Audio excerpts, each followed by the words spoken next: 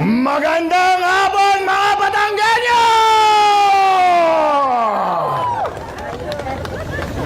Ikinararangal ko ang mga taong galing sa tahanan ng mga bayani ng Pilipinas! At siyempre, kasama ko rin ang mga bagong bayani ng Pilipinas. Bagong bayani ba? Si Congressman Lian Leviste! Yun! Isa pang pinanggalingan ng bayani ng Pilipinas. Tahanan ng magigiting. Ang Cavite! Tahanan ng mahihirap! Yeah! Bagong bayani ba? Si Congressman Kiko Barsaga! At ito rin, bagong bayani ng Kongreso. Sila lang ang lumalaban at kinakasuhan. Congressman Lian, Congressman Kiko, at si Congressman Paulo. Bagong bayani ito. Sagutin niyo ako. Bagong bayani ba? Si Congressman Paulo Marcoleta! Ako po si Atty. Harold Respicio. Vice Mayor po ako ng Reyna Mercedes Isabela. Isa po akong Ilocano. At madalas ko pong nakakasama si Lian, si Kiko, at si Congressman Paulo Marcoleta. At nandito ako ngayon, kasama ko kayo para manawagan sa ating Pangulo na sa wakas ay magtrabaho ka na, sir! Gusto nyo na bang magtrabaho si BBM? Gusto ko isigaw ninyo ng napakalakas. Malapit lang ang Malacanang dito.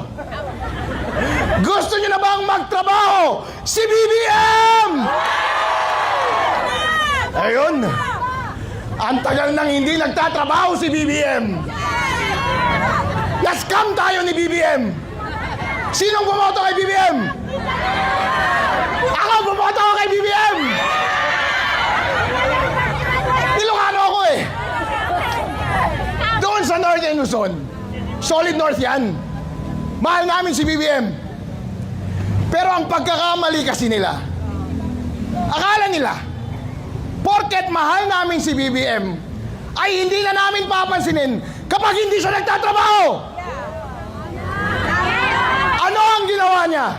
Sa nakaraang 4 na taon, wala, kundi magnakaw!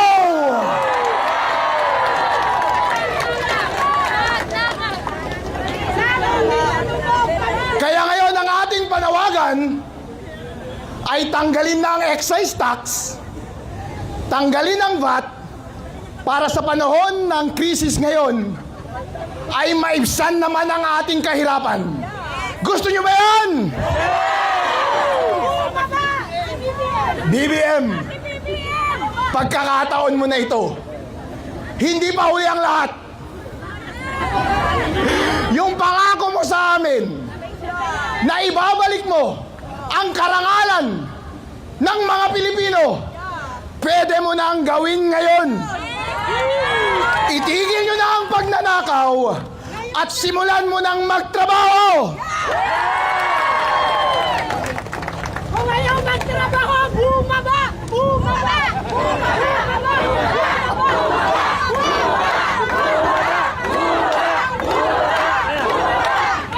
Alright, BBM, gusto ka na nilang bumaba. Pero ang problema, anong inaatupag ni BBM? Gustong tanggalin si Sara. Dahil gusto niyang ipagkait sa inyo, mga kababayan kong Pilipino, ang karapatan ninyong mamili ng gusto nyong leader sa susunod. Dahil kapag na-impeach si Vice President Sara Duterte, hindi na siya ang susunod na president natin. Gusto nyo ba ang mangyari na hindi maging presidente si VP Sara ng Pilipinas? Ngayon, BBM, hindi ko alam kung kaya mo ba magtrabaho. Sa sobrang kakakokain mo ng ilang taon.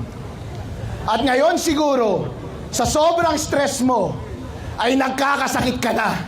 Sakit-sakitan!